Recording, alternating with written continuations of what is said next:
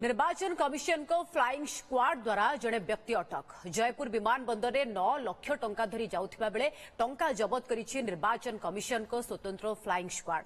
मलकानगिरी जिला खैरीपुटर एक gas company मालिकों ठारू टंका नहीं भुवनेश्वर जाउथिबा बेले जयपुर विमान बंदर में स्कानिंग होइथिला। स्कानिंग बेले 9 लाख टंका 500 टंकिया 18टी बंडल थिला।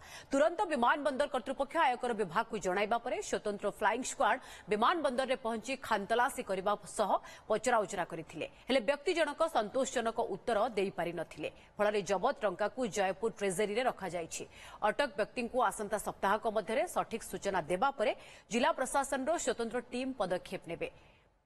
फ्लाइंग स्क्वाड अधिकारी एने सूचना दैछन्ति।